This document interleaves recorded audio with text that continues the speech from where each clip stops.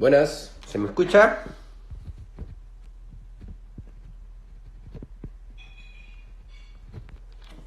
¿Qué tal, chicos? ¿Se escucha? Sí, perfecto. Vamos a esperar de que nuestro amigo Erik se meta.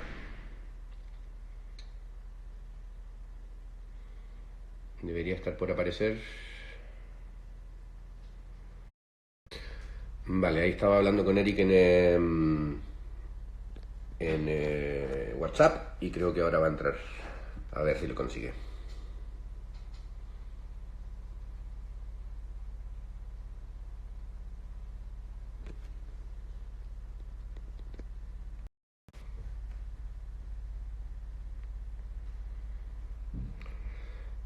Erik, if you can hear us, if you can put a message. There you go. That's Erik. Let's see.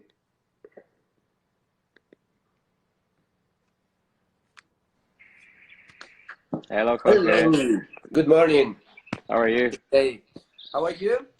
Amazing. Very good. Good. It looks nice where you are. Is that In the garden. nice? Nice. Let me just set this up there. And Right. you might will hear some birds. Yes, I actually do. Is it a nice day in London? Very nice. Today will be very hot. It's Nice. 12 o'clock, but it's already about 20 degrees. So for London, it's amazing. Yes. I bet it's that. So, Erik, thank you for taking the time to be with us. Like I mentioned to you, the whole idea is to do sort of an interview, but it's more like an open conversation. Sure. We would like the guys that they follow this platform, and my friend Hugo, who is the person behind it, who kindly asked me to just participate so I can do translation, and because I know you. We want people just to get to know you a little bit better. That's all. Sure. You know, just to do it in a less formal way, if you know what I mean. So it's just a little bit of you share with us. So if you don't mind, I'm going to be translating every now and again, obviously for the people here in Spain, so they can all get what we are talking about. Yeah. Cool. Chicos, nada, le digo una pequeña introducción a Erik, le digo que le agradezco el tiempo de estar aquí con nosotros, la plataforma de Hugo, de 359 además, y nada, vamos a intentar tener una conversación lo más amena y lo más informal posible con Erik. Un pequeño apunte, una pequeña nota, yo a Erik tuve la oportunidad de conocerle bien hace unos 2 o 3 años en Ibiza, en una competición de Gimare que hicimos, donde él vino como jurado y tuve tiempo de llegar a conocerle mejor. Erik es una persona increíblemente humilde cuando tú lo llegas a conocer, con un pasado que ahora nos contará un poco, de comienzos muy humildes también, de su país y en el mundo de la hostelería.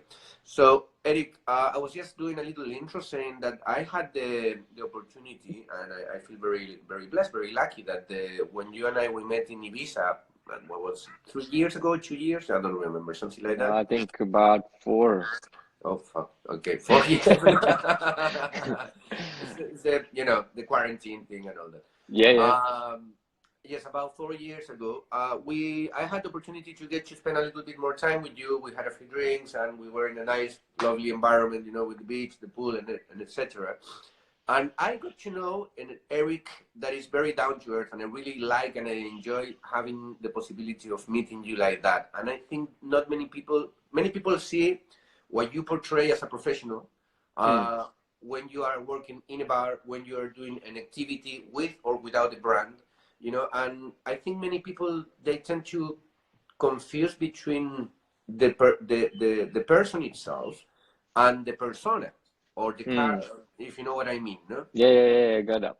So I would love if you can tell us a little bit about your beginnings in terms of literally where you come from and where do you start getting, this whole hospitality thing for you?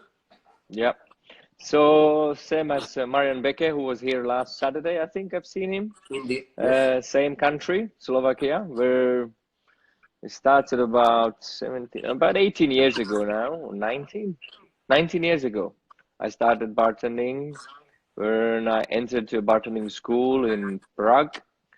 And that was the time where the first cocktail bar was opening in Bratislava by the same guy who was the guy who was run the school, Roman Ulic. He was consulting Oh, right. this first cocktail bar, and I was very lucky because I went to this bartending school without any idea of where I'm gonna be after when I finish the school, because people ask. My mom was very worried that you go there, you do the school, and then what? There were no cocktail bars in Slovakia. There was nothing really that you could really go out and enjoy a mojito or daiquiri. These things people didn't even know. So it was a bit of a risky move for me, but I said, you know what, I'm just gonna go for it, and something might come up. So as I said, very lucky because the guy who ran the school, he was consulting on the first cocktail bar. So I straight away started in this bar called Greenwich. And what was the name of the bar again? Greenwich, like Greenwich. a Greenwich time. So Yeah.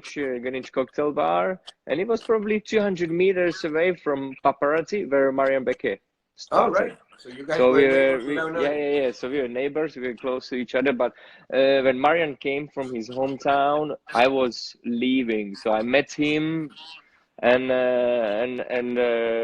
shortly after I came to London, and then a year later he came to London as well. So I was in Bratislava about 3.5 years, and then I moved to London. Came to London. Yeah. Two very small questions on the same subject. Sure. The first one is, why did you choose hospitality there? I mean, when you went to this school, was it something in you because you No, I went to hospitality school. I started hospitality. Oh, So right. I started hospitality, and there we touched the bartending, but it was very brief and very basic because again there were no tools, no materials, and but yeah, that was in a school. I made my first white lady. I made my dry martini, and that was it. And that kind of stayed in my mind, and I really was searching and trying to discover more, but I couldn't because there was nothing in Slovakia. So, and that's why I ended up in Prague in the school, and then I came to London after 3.5 years from Bratislava. Fantastic. Let me just quickly translate for the guys so they get to know a little bit the idea.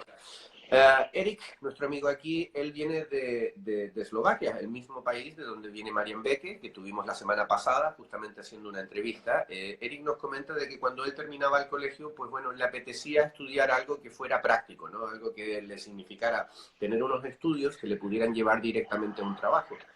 Había una escuela que se había instalado en aquel entonces en Bratislava, donde era una escuela de hostelería en general que tocaba la pequeña rama de coctelería con cosas muy básicas. Me comentaba de que ahí hizo su primer white lady, su primer martini, y que el mismo dueño de esta coctelería había montado un bar en la misma zona que se llamaba Greenwich. Entonces, en este bar, él tuvo la oportunidad directa de saltar desde la escuela de hostelería, a trabajar en este bar que se llama Greenwich, donde ya pudo, bueno, hacer sus primeros pinitos, ¿no?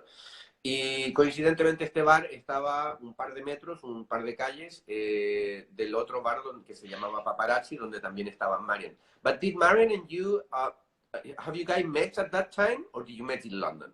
No, we met in Slovakia. Ah, you met in Slovakia. Yeah. You met from before this. Yeah, we met in. So he was working in Paparazzi. I was in Greenwich. So the bars are like 1 minute walk from each other. So I met him in Paparazzi. I think I still remember the drink because he not a long time ago he reminded me that what was my first drink I ordered. That was a prairie oyster, and he was saying that. It came him straight away. It's like, okay, this can't be a guest you order prayer oyster in a bar because it's such an unusual drink to your order, and that's how our connection started. But then, as I said, I came to London, and I've chosen London that it's close to Slovakia, 2 hours flight, and wanted to learn English. And obviously, London, it's always been a capital city of cocktail culture. Absolutely. And I came here, started in a language school, and then I was looking for a place to work. Obviously, my English was very, very basic, or let's say nothing, and so that's why I was just lucky where I could work. So I ended up working in Attica nightclub as a glass collector, And so a year later, Marian messaged me. It's like, hey, what are you up to? I'm coming to London. It's like, amazing. Do you have a job? She says, no, I'm just arriving in a few days. He's like, okay, let me know. And straight away, I got him a job in Attica. So we started working together. That's where we really get to know each other, hang out together. And that's how our London life started. And ever since, we've been always here. Fantastic. What is it? Is it Alex who's also from Slovakia, or am I wrong? Alex is from Czech Republic, Yeah, which is a neighbor. He's from Brno, which is very close to Slovakian borders. But they used to be one country back in 80. When I was born in Czechoslovakia, which that time was still same country. And it split after communism in 1993. Is it anything that you will say, Erik, that the way I see it, right, and this is might be my personal opinion, you know, it was a little time in London where a bunch of you guys arrived, many of you from Eastern Europe, that they really made a mark in London. You know, you guys were working super hard. It was coincidentally that, you know, not coincidentally, but it was very well deserved that you all start getting into positions in very key places. I'm not talking about the big places, I'm talking about before that even. Yeah. But you all have your own very style, and you know, people start going like, who's this guy, and this other guy is there, and this other guy. I'm pretty sure that you will agree to that.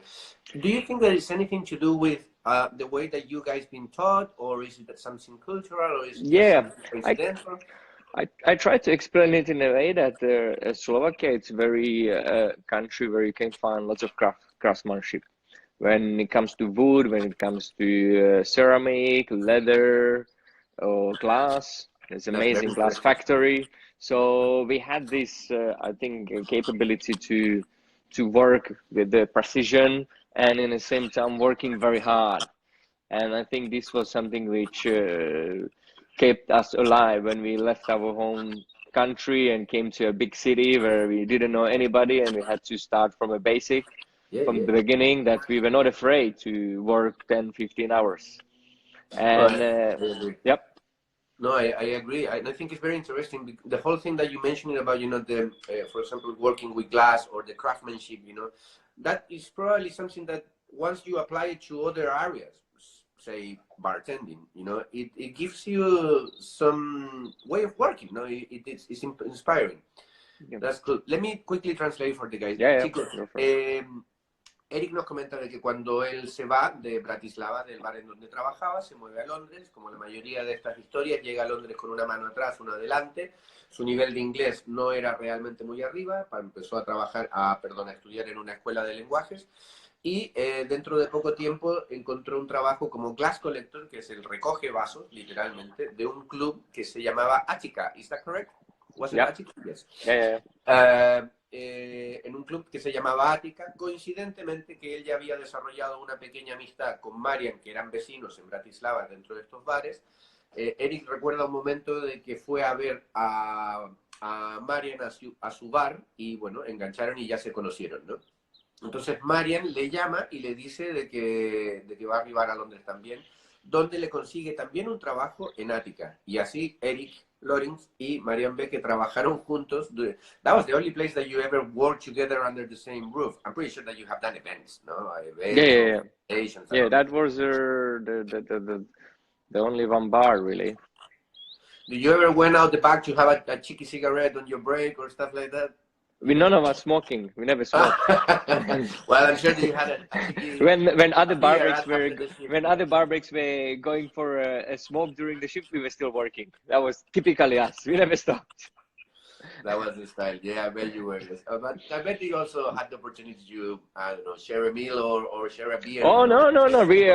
We kept the relationship still going. That's we always were doing this tradition like on our birthdays, because that time coming to a big city such as London was a big deal for us, right? We are all from small country, from small cities, and that time to going to Ritz Hotel or Savoy, it was a special occasion for us because our salary was very little and we just couldn't afford to, like today, to just hang out and go to a 5-star hotel. So every time when we had our birthdays, we treat each other ourselves and we go to celebrate it with a style. So we went to Ritz Hotel or Savoy or to Claridge's. And since then we will keep doing this. Fantástico. Chicos, él nos cuenta de que, bueno, trabajaron juntos Marian y él. Yo le preguntaba si salían a fumarse un cigarro fuera o si se tomaban una cervecita y tal. Me decía que, bueno, que sí que nunca han fumado, pero que compartieron momentos. Que en aquel entonces las cosas eran duras. Ellos habían llegado allí, su nivel de inglés todavía no estaba muy alto, el sueldo que ganaban era muy bajo.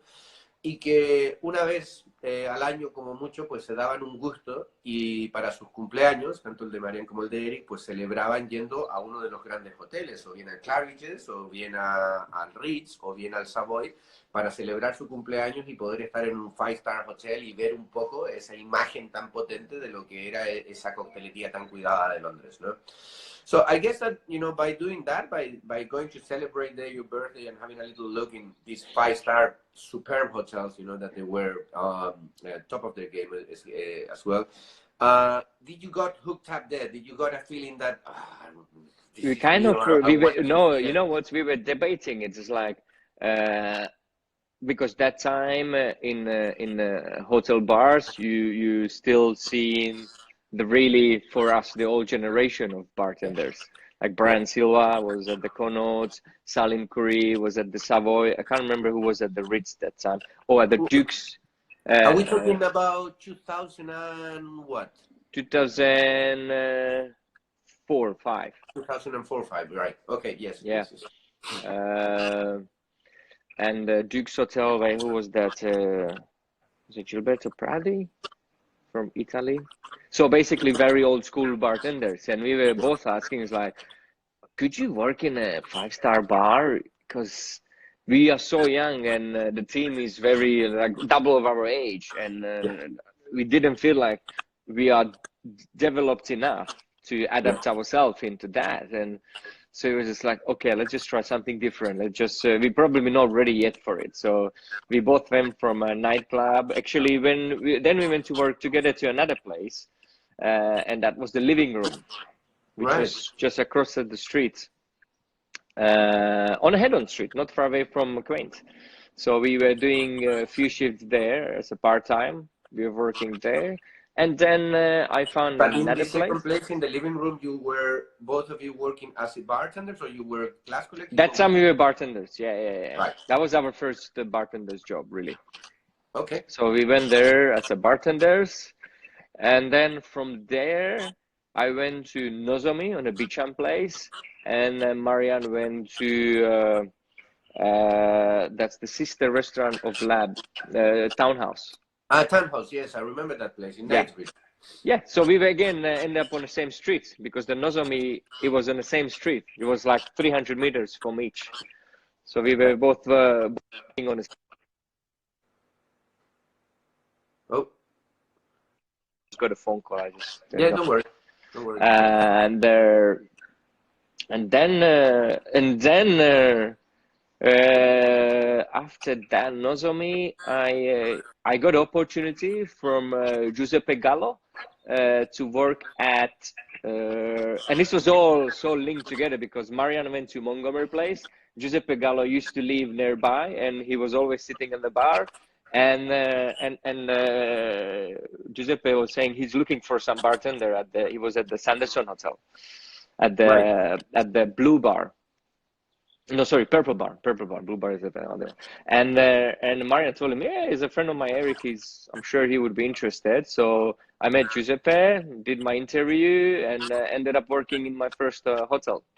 That was a Purple Bar at the Sanderson. Hold on just a sec.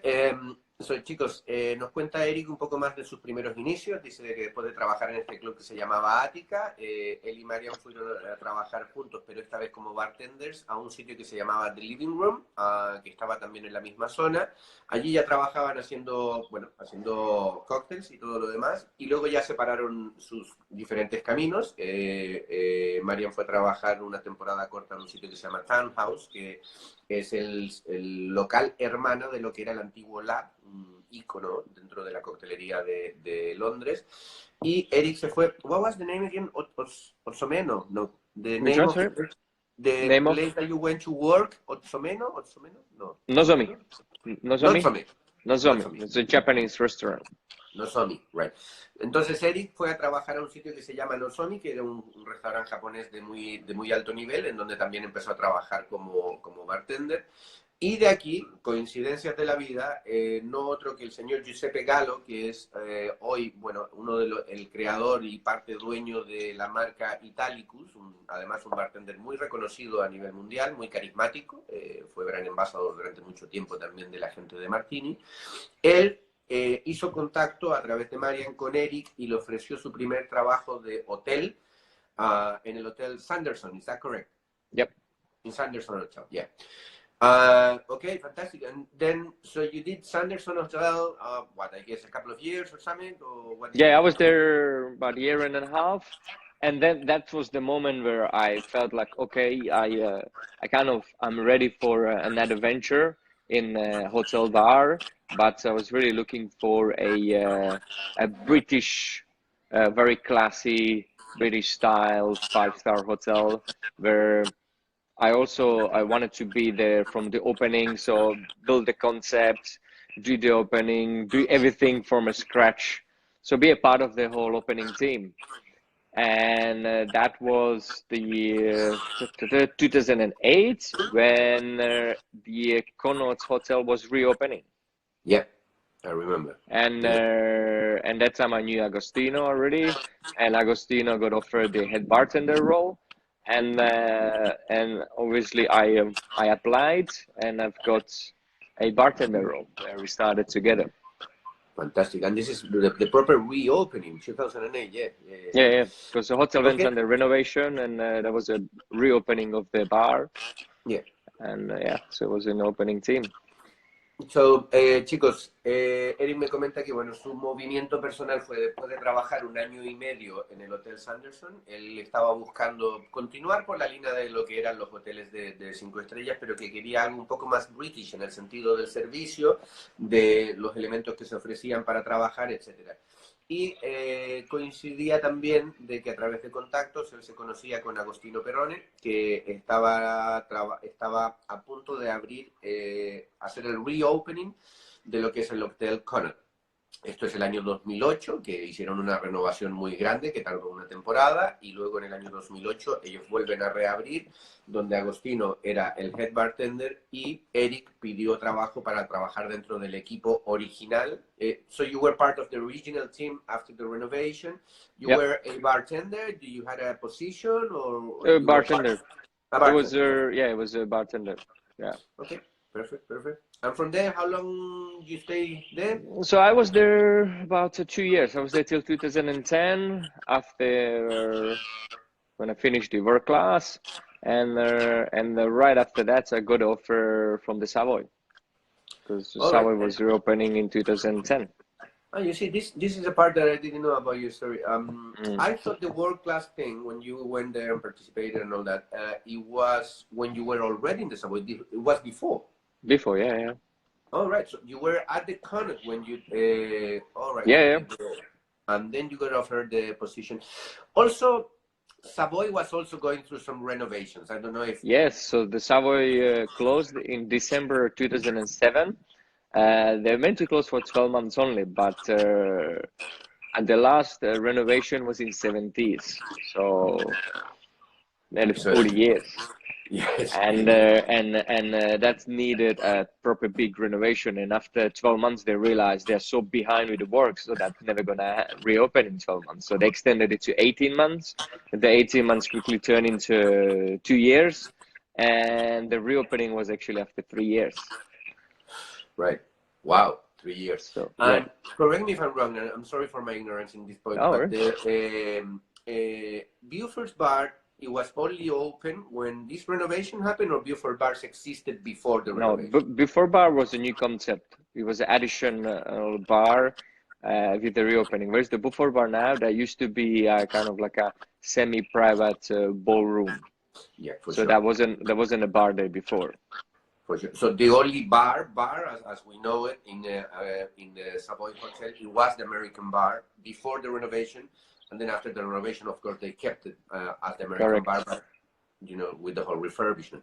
Okay, just a second. Chicos, nos cuenta Eric que después de esta temporada trabajó en el Connaught, aprendió muchísimo, ellos ganaron mucha visibilidad en aquel entonces, y fue en el Connaught Hotel donde Eric fue a participar, o estuvo invitado a participar de la World Class, en donde, bueno, se dio un paso más importante en su carrera a nivel de darse a notar, a darse a conocer.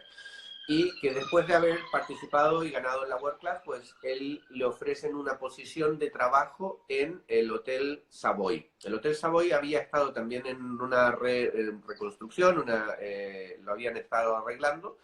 Originalmente querían estar solamente 12 meses, tardaron casi 3 años, y cuando el Hotel Savoy vuelve a abrir, abre con su bar original que se llama el American Bar, y abren un segundo bar que es nuevo para aquel entonces, que es el Beaufort's Bar, que era en aquel entonces como un poquito más privado. Right, Eric, when you arrived to Savoy, I mean, man, you were still young and you still are. I'm Savoy still young even today. you know? I'm even young today. How old are you now? 40. 40, fantastic. Welcome to the club of 40s. Thank you, thank you. Nice to be in the club. Well, time will tell. Don't get me wrong, but you know the way I see it and many people see it is Savoy is a big name, right? It's a big monster in the good sense, you know. We all about, you know, the book, you know, we heard the stories, you know, it's kind of things that you see in the films, especially when, like yourself or myself, we come from another country, you know, maybe for people that they were born and raised in London, you know, it's, oh yes, Savoy, there, around the corner, right? But for other people that we looked into these very few books of cocktails or you know, literature that we can get a hold, those days, internet wasn't as available as it is today, you know.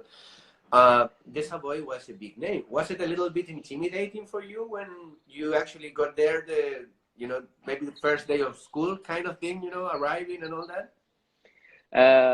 At the beginning, it was a shocking news for me because I didn't apply. I was very happy at the Connaught.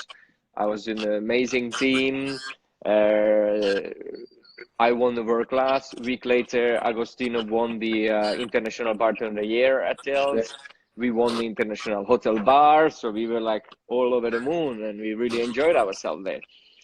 But when the offer came, I was like, okay, this is something serious, especially when I knew that I wasn't applying for it. That means they really selected me, and that shows that, okay, I should take a risk. I should go for it and try it. And I got lots of support from Ago and the whole team. Is like, yeah, this is a lifetime opportunity. Like, look how many head bartenders were there before you since the Savoy has been open, and this is something like you might got it in a once in a lifetime. So you should definitely go for it, and just like, you know, you've been doing this for years, so you know what to do, and just like you get to learn as we go. And the good thing was that I worked in 5-star hotel bars as a Connaught or Sanderson, so I had the foundation or basics of what to take to work in such an establishment. It wasn't like walking in from a street bar and suddenly here we go. So that would be a big shocking therapy for me. But I felt like, okay, I can do it. And good thing was that I've done the reopening of the Connaught, so I kind of knew what to expect where you have to do the reopening. So I was on my field, so I wasn't surprised or left behind that, okay, I can't handle this. You've been around the block by then, you know. Yeah. So for me, it was the right timing. For me, it was the perfect timing to take that role because I had some experience, and over there I just fine-tune, polish my experience, learn more experience, and that was a perfect journey for me. You had quite a bit of freedom in terms of you know, trying to portray your thoughts, your concepts, you know, in terms of the cocktails, for example. Thing is that it took a years to do that because imagine the hotel has been closed for over 3 years, and the American bar was always seen like a very classy establishment where people, if you close your eyes and I ask you, think of a cocktail, what would you order at the American bar? I guess you would say a dry martini. For instance, yes, for sure. And this is how the place was always seen. So we just didn't want to come in with the reopening and do our own menu, our own infusion, own stuff, because that place had so many regulars, and we didn't want to scare them off. So we were really like carefully adapting this. So the first reopening menu of the Savoy was only classic cocktails. Yep. To compare what is it today, it's completely different. But this was like a formation through the years, that every year we slowly were adapting our menus, that we took the inspiration. I remember the second menu was, I took the drinks from the head bartenders. So the whole menu was inspired by the former 10 head bartenders. Yeah, I remember Then the following menu was, I think, through the 125 years, because there was the anniversary of the Savoy. So what happened in the 125 years? So it's always kind of linked to the classics. And then he went to London, and then he went to England. So we always kind of kept it very tight and had some kind of meaningful thoughts that wouldn't scare people off when they would come to Savoy. It's like, no, this is not the American bar I used to, because we had so many regulars coming there. I remember my oldest regular who used to come to the Savoy, he's been coming there for 47 years. Damn. So imagine that, he was coming there 47 years. And I remember he always came before dinner. He had a dry martini. He went downstairs for dinner, and then he came back, and then he had his Manhattan. And that's what he was doing all the time. So this kind of people, if you would come in and you would make him something completely different, he would just look at you and he wouldn't even probably understand. He would just like, yeah, just give me my dry martini. So you slowly. That, man, you know, yeah, exactly. For 47 years, you say? For 47 years, 47 years. Having his own routine, enjoying his drinks and whatnot, you know, you gotta respect that. I mean, I always said myself that there is nothing more in our little industry and our what we do as bartenders. When somebody comes to the bar, if they know what they want, that's something beautiful. You gotta respect that. Even if they order something that you will go, oh damn it, you know, I gotta do a mojito or you know, something super simple or whatever. It's a guest. If it's a guest, and if the guest knows what the guest wants, you gotta respect that. You gotta respect that. No, that's great. Let me just quickly translate. Chicos, nos cuenta Erik un poco más de cómo evoluciona su propia historia. Él lo invitan a participar del proyecto de lanzamiento, de relanzamiento del Savoy. Yo le preguntaba si era un poco como el primer día del cole, ¿no? Porque, bueno, el Savoy es un nombre muy potente, es una cosa que para la gente que venimos de otros países, por ejemplo, cuando llegamos a Londres, Savoy impresiona mucho, ¿no? Incluso puede acojonar un poco, ¿no? Es una catedral de la coctelería, un nombre muy internacional, parece como un sitio sacado de las películas. Y él me decía que sí, que la verdad es que, bueno, que todos esos clichés eran una realidad y que acojonaban un poco tal vez el primer día, pero que él tenía la suerte, por un lado, de haber venido ya de dos hoteles bastante importantes, el Connaught Hotel y el Sanderson Hotel, que Connaught Hotel estaba en un momento maravilloso. Agostino Perrone había ganado Best International Bartender en Tales of the Cocktail. Ellos habían ganado también como, what was it, the award that you guys got at the Connaught at the time when you were there? The hotel bar, International Hotel Bar. International Hotel Bar, correcto. Ellos habían ganado como bar internacional de hotel en Tales of the Cocktail. Estaban en un muy buen momentum, ¿no? Y también le había coincidido el hecho de que en el Connaught Hotel él había tenido que hacer la apertura, o sea, partir desde cero, por lo cual hacer la apertura de Savoy Hotel no era algo que lo pillara totalmente fuera de juego ni fuera de lugar. Le preguntaba también a Erik si cuando llegó tenía libertad absoluta para poder escoger o plantear o plasmar su coctelería, ¿no? Sus apuestas, sus mezclas, etc. Y él me decía que sí, pero que al mismo tiempo fue un proceso. Había que pensar de que Savoy había estado cerrado durante 3 años. Savoy es un ícono que llevaba ya más de 100 años abierto en Londres. Y que había mucha gente que eran regulars, que eran gente que visitaba desde hace muchos años. Erik me contaba de que había un regular que había estado visitando el bar y, bueno, las instalaciones durante 47 años. How often this gentleman that went 47 years, how often will he go to the bar? Once a week, once a month, once a he was originally from Canada. and he was coming to London regularly. And every time when he was in London, he stayed at the Savoy. So every night. So when he was staying at the Savoy, that was his ritual.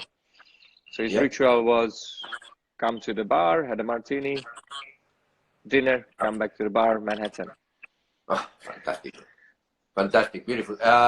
Nos cuenta de que este cliente regular que lo visitaba, es un hombre originalmente de Canadá, pero que viajaba mucho a Londres, que siempre se quedaba en el Hotel Savoy y que tenía su rutina creada. Su rutina era, al comenzar la tarde, iba y se bebía un martini en el hotel, en el American Bar, luego se iba a cenar dentro del hotel y luego regresaba y se tomaba un Manhattan. Y esto es algo que es sumamente respetable. Entonces Erik me contaba de que sus propuestas y del equipo de cómo construir los siguientes menús fueron muy pausadas. O sea, por ejemplo, la primera fue solamente cócteles clásicos.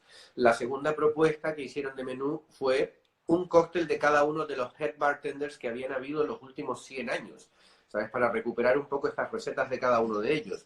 Luego algo muy basado en Londres, luego muy basado en Inglaterra. O sea, siempre hubo, aunque progresivamente fueron avanzando hacia técnicas y hacia un tipo de coctelería que aplicaba más conocimiento moderno, siempre fueron respetando mucho la línea de trabajo clásica que ha tenido el Savoy. I was just explaining and sharing with the guys what you and I were talking, Erik, about how you and your team obviously respected, you know, the line of work of Savoy being a classic place, having regulars for so long, you know, and all that kind of thing. But I will imagine that, you know, bit by bit, and I know for a fact, I go there, I'm still considered to be a regular, that you guys been applying more techniques, you know, trying to adapt to the new times, you know, trying to see a little bit more into the world of theatricals and gastronomy, for example, to then bring this experience to the table. No? And I think one beautiful thing that has been done in that place is that you have the balance. You know, you still feel that you are drinking a classic drink, and maybe it has a little bit of liquid nitrogen around it, or dry ice. I don't know. You know, but I think you managed to do very well that. And you stay in Savoy Hotel how long? So Savoy Hotel was my longest work experience. I was there over 8 years. 8 years. 2010, right. Yeah, 8 years, and that was the moment where I really grown into the world of bartending, working in hospitality, understanding what is this hospitality mean. Is not just making a cocktail. It's as Svana just commented, turning moments into memories. It's like taking care of experience. That was our motto at the Savoy. It was really taking the guests on a journey, and it wasn't just about a cocktail, because you know lots of people came, stayed in the bar or stayed in the hotel and don't necessarily order a cocktail, but for us they were also guests, so that's the important part of it. And that's the beauty about the hospitality, that you don't choose your guests are choosing you. I guess that you were lucky, I suppose, because it feels that the philosophy that this hotel bar had in mind, you know, in terms of this experience toward the guest that you are defining, is very much what you have as well as an understanding of what hospitality should be. Exactly. You know, so that it works for you, it works for them, I guess. Yeah.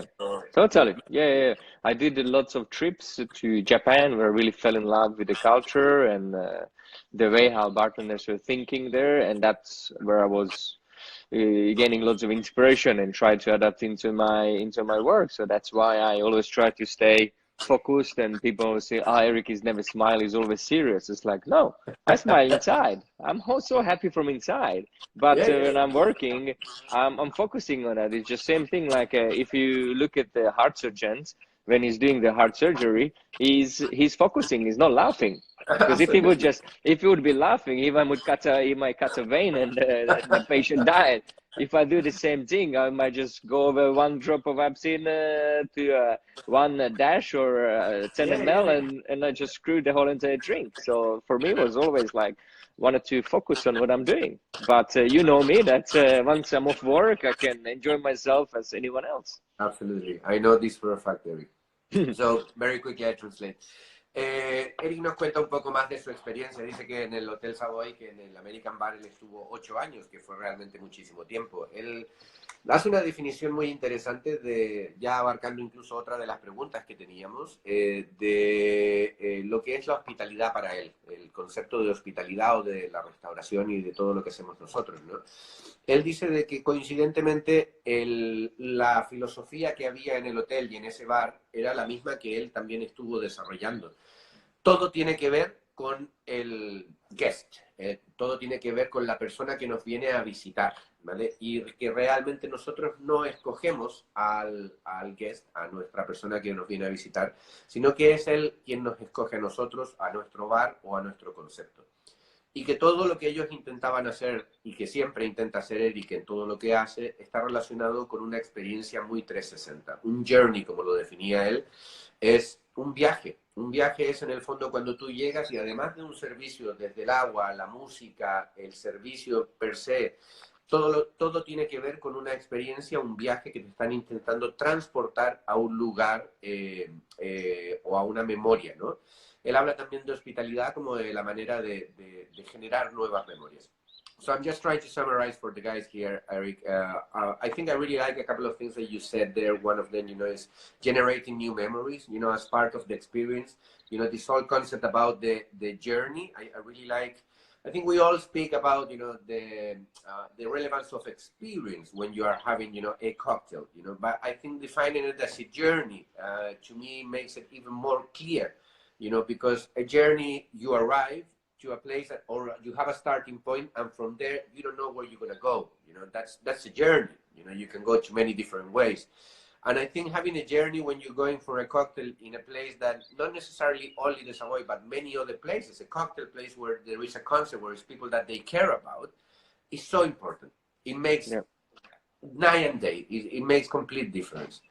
Right, that's very cool. I think we touched base in a couple of things. We jump in a little bit on the questions, which is more than fine. I've got a couple of questions that they are more like a little bit quicker, perhaps. Yeah. Techniques, you already touched base that, many of your inspiration overall, it came from the trips to Japan. That's correct, no? Yeah. Is it any other place or any other thing that you will say, man, I'll give you an example. I had a conversation years ago with Luca Cinelli, which I appreciated enormously. And I had to push him and said, where do you get the inspiration? And he mentioned that he watched a lot of old school karate films from the 70s. And I thought, fuck, that makes so much sense in his technique.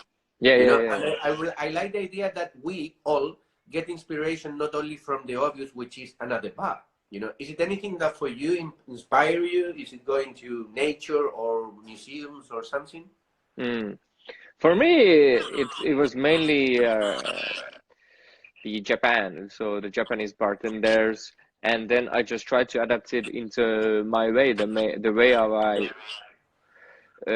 feel more comfortable, because I think that's the most important thing, that wherever you want to, when it comes to a technique, a physical technique, not just implementing into a drink, that's where you really showcase behind the bar. It's really into make yourself comfortable, because you don't want to end up like in a circus, that just to do it for the sake of it, but it doesn't really synchronize with your body and your moves, and it makes you feel like you actually just doing it by being forced rather than doing naturally. So this is what I try to do, and what I felt that the way how I work behind the bar, it was just purely inspired by Japan, and I just try to adapt into myself. That makes me feel comfortable to work. Fantastic. I'll translate very quickly.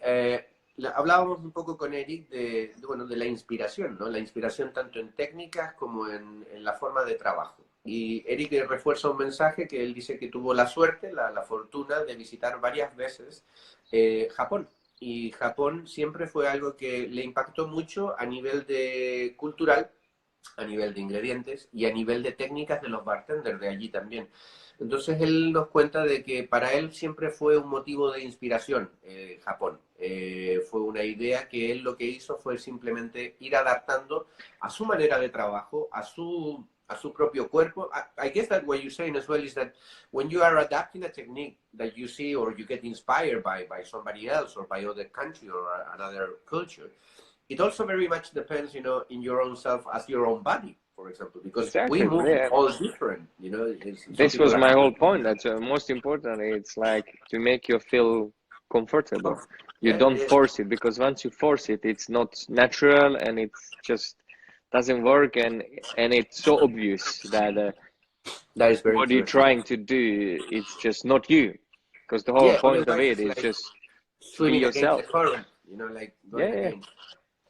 Entonces, Eric nos refuerza el mensaje que dice de que para él era muy importante de que, bueno, esta inspiración, esta metodología, estas técnicas que le estaba aprendiendo o absorbiendo de alguna manera de Japón, se sintieran naturales también en su persona. Él decía, yo no puedo forzar a que esto sea un copy-paste, ¿no? A copiarlo y pegarlo directamente.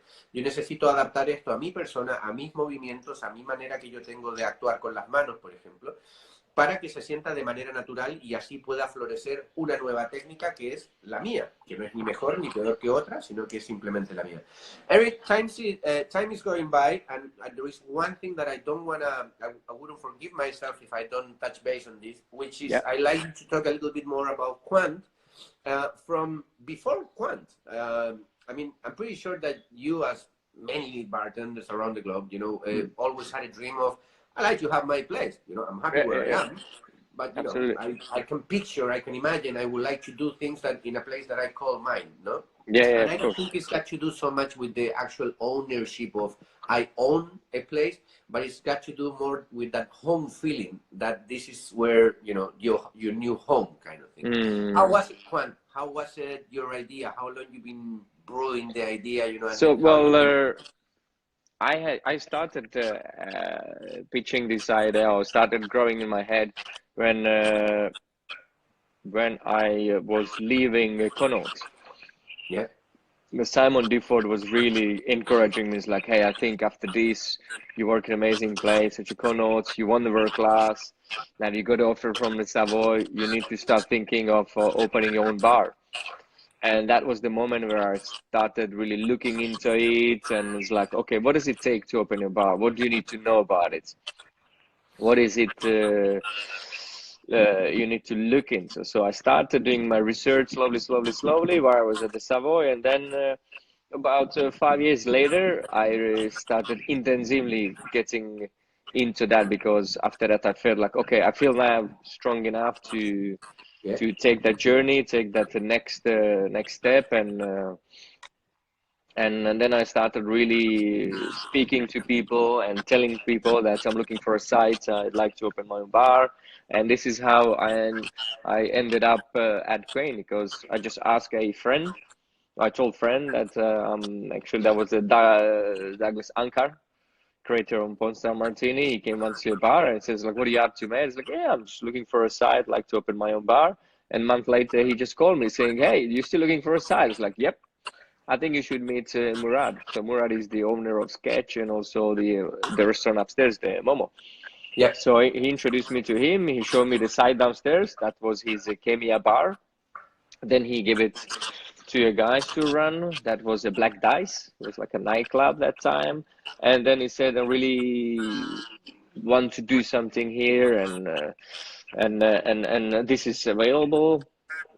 So we had a chat. I looked at the site. I was like, location is perfect. It's in central London. I always wanted to stay in central, and the size is just perfect. It's not too big, not too tiny.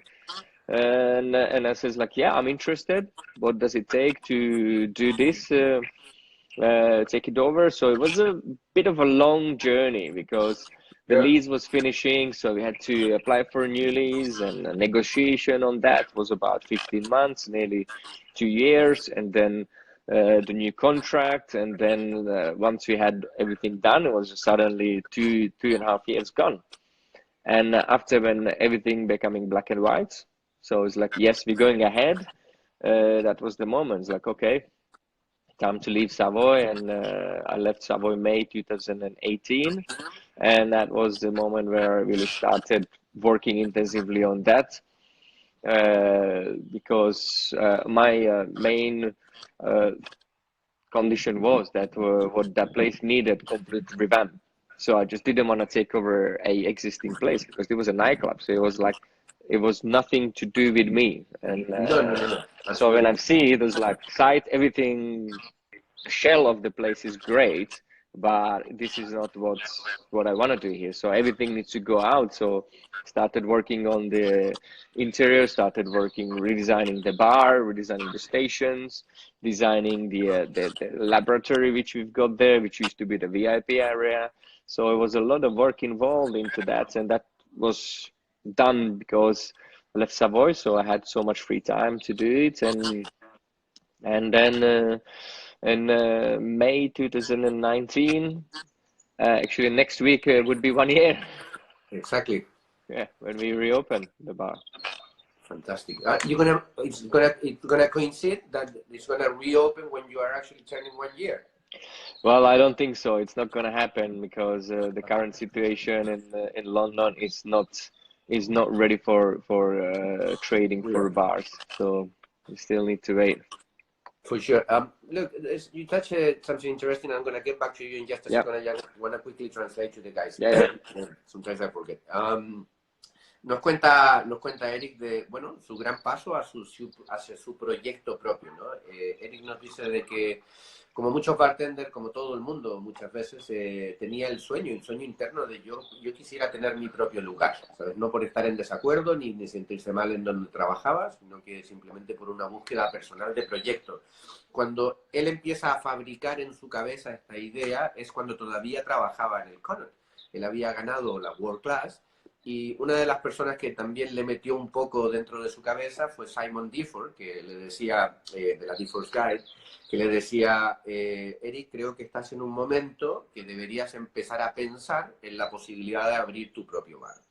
Entonces Erik empezó a preguntarse un poco qué es necesario, ¿no? Al final tardó casi 8 años, el tiempo que estuvo en Savoy, para conseguir llevar esta idea a cabo. Y luego cómo funciona el mundo de la hostelería y cómo funciona particularmente en Londres. Siempre es un contacto de un contacto. Hay una persona muy conocida, muy querida, que se llama Douglas Ancra, que fue parte del equipo de Lab, que fue el creador del Pornstar Martini, que era amigo de Erik y le dijo en un momento, Erik, ¿todavía estás buscando por un sitio para abrir tu propio bar? Erik le dijo, sí, claro. Le dijo, pues deberías conocer a esta persona que se llama Murat, ¿is his name? Murat, yeah. Murat. Que es el dueño de una serie de operaciones y que tenía una locación que había que renovar las licencias y que podía ser una posibilidad. El Murat es dueño, entre otras cosas, de un sitio que se llama Sketch, que es muy conocido en Londres, que en la parte de arriba tiene un restaurante de estrella Michelin que se llama Momo. Y es allí donde, bueno, se encuentran con este lugar. Ahora Erik nos contará un poquito más los detalles. Erik, just going one step before all of this, in terms of, you were saying, yeah, we start the decoration and this and the other. Your decoration, when the first day that I went to Quant, which by the way, I loved it, I enjoyed it, and I highly recommended it to everybody the whole time, it was striking for me. To be honest with you, I didn't know what to expect. And that was a good thing. I think it's a good thing. It's I prefer to go to the cinema and just watch a film rather than everybody telling me that I need to watch that film. What is it going to go? Yeah. And so I entered the place, you go these little stairs down, it's a door, this, the other, and the moment that you enter the area, you see the bar on the right, you see the sofas and all that, I was like, what? I was a little bit like, in a good sense, don't get me wrong. I really enjoy. I got the feeling of escapism. Some people, they say, oh, it's a little bit tiki. I don't think it's tiki. You might correct me if I'm wrong. No. Escapism is much more broader than just tiki.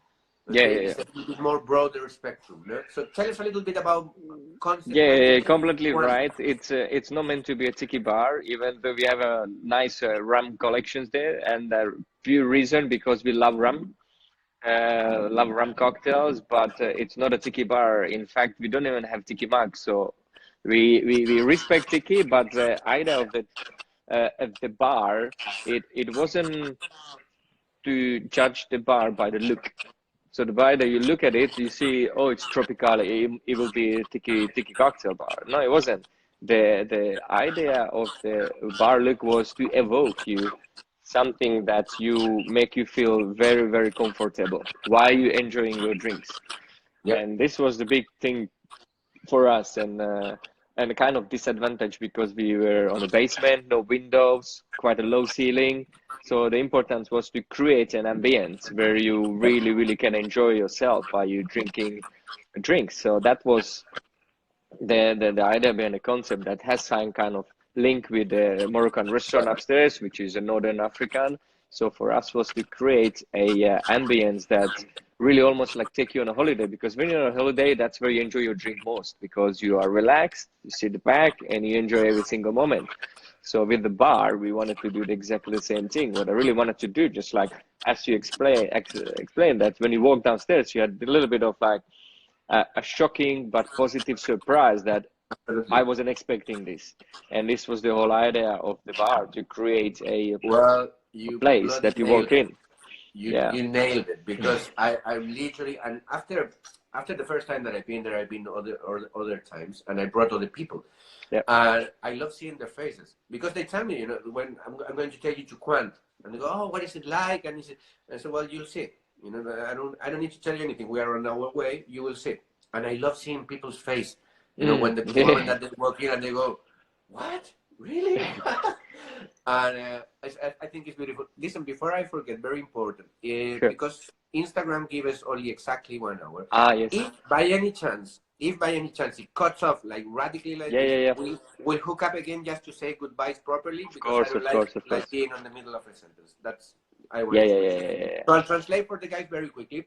Nos cuenta Erik acerca de Quant, y los contaba yo a Erik un poco mi experiencia personal. La primera vez que fui allí, un par de semanas después de que abrieron, no sabía qué esperar.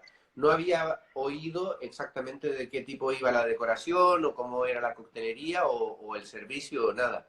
Y la verdad es que fue un shock. Está en un sitio que es un poco underground, y cuando bajas y pasas una serie de puertas, finalmente entras a una sala, un espacio diáfano de unos 200 metros, donde tienes el bar a la derecha, y te da una sensación que a veces la gente confunde con tiki, pero que no es tiki. Es realmente la sensación de escapismo, es la sensación de estar en un pequeño holidays. El lugar que tiene Erik, su bar, Quant, es un sitio que está diseñado en todos los respectos para ser confortable, para hacerte sentir de que estás muy cómodo en la sensación que estás viviendo. Desde la altura de, like, say for example, the height of the tables and the little chairs and sofa is quite low, but I think that gives you a less formal... The reason why we made them low, because we have a low ceiling. Right, so it gives you more sensation of space. To give you more space. When you sit, the ceiling is not too close to you. So we made it very low seatings, which means, but still comfortable, that you are not uncomfortable. But when you sit down, you feel the ceiling is quite high. And that's what breaks that the claustrophobic element to it, that, the ceiling is too low, it's not as comfortable. So that was the reason why we put the tables and the chairs so low.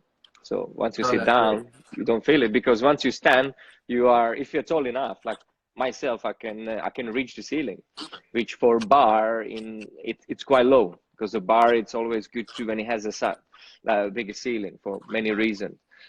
So that was so we thought every single ceiling. I don't know if you noticed that when you walked in, you walked through a staircase, which is a wooden staircase, shape of carpet.